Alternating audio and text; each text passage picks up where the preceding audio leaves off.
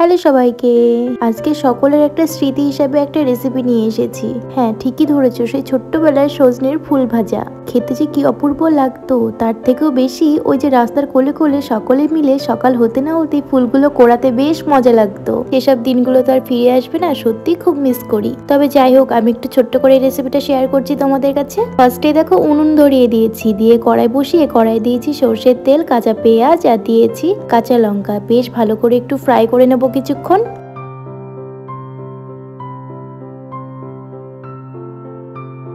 মোটামুটি ফ্রাই করে নিয়ে এবারে অ্যাড করছি দেখো আলুগুলোকে লম্বা লম্বা করে কেটে নিয়েছি। আলুগুলোকে মোটামুটি করে কেটে রেখেছি, তোমরা চাইলে এর থেকেও পাতলা করে কাটতে পারো, কোনো অসুবিধা নেই। দিয়ে খুব ভালো করে একটু নাড়াচাড়া করে নিচ্ছি। এবারে বেশ কিছুক্ষণ আলুগুলোকে পেঁয়াজ লঙ্কা দিয়ে একটু ফ্রাই করে নেব, তারপরে অ্যাড করব ফুলগুলোকে।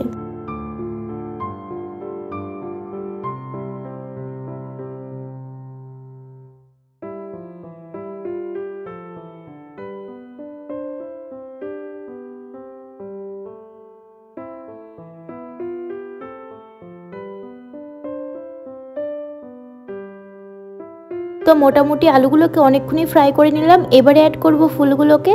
ভালো করে বেছে ধুয়ে নিয়েছি, দিয়ে জল ঝরাতে দিয়েছিলাম। এবারে অ্যাড করছি ফুলগুলোকে।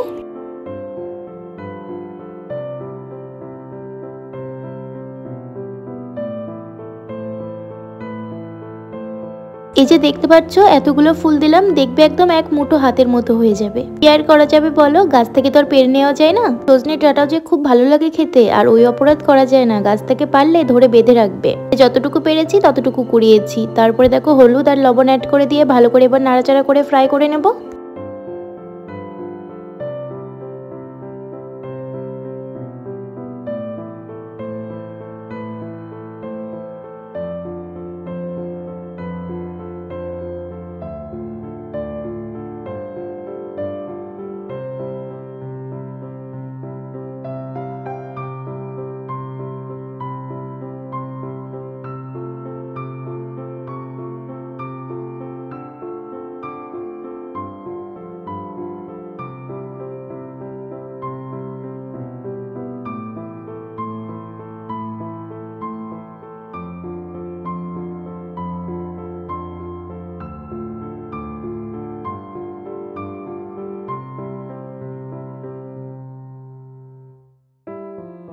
বেশ অনেকক্ষণ নাড়াচাড়া করে নিলাম। এবারে কিছুক্ষণের জন্য একবার ঢাকা দিলেই ব্যাস রেডি হয়ে যাবে আমাদের এই ফুল ভাজাটা। ঢাকা দিলাম তার কারণ একটু নরম নরম হয়ে যাবে আর আলুগুলো ভালো মতো সিদ্ধ হয়ে যাবে। তো দেখো কিছুক্ষণ পর ঢাকাটা খুলে দেখেছো, ফুলগুলোকে আর দেখাই যাচ্ছে না কতগুলো ফুল দিলাম আর কয় কটা হয়ে গেল। তো এইভাবে কিছুক্ষণ নাড়াচাড়া করতে করতে তারপরে নামিয়ে নিলেই হয়ে যাবে আমাদের সজনের ফুল ভাজা। তো তোমাদের কেমন লাগলো ভিডিওটা অবশ্যই কমেন্টে জানিও, আর ছোটবেলাকার কথা মনে পড়লো কিনা সেটা কিন্তু অবশ্যই কমেন্টে জানিও। আমাদের ভাই বোনদের ছোটবেলার অনেক স্মৃতি আছে এই রেসিপিতে। অনেক মারামারিও করেছি আমরা ফুল ফুল করে, কারণ আমরা একসাথে সকলে মিলে কোড়াতে যেতাম, একটা জায়গায় গুছিয়ে রাখতাম আর সবাই মিলে বলতাম ওটা আমার ওটা আমার। কিছু কিছু জিনিস থাকে না, ছোটবেলার কথা মনে করে দেয়, এটাও তেমন। আজকে এতটুকুই, টাটা।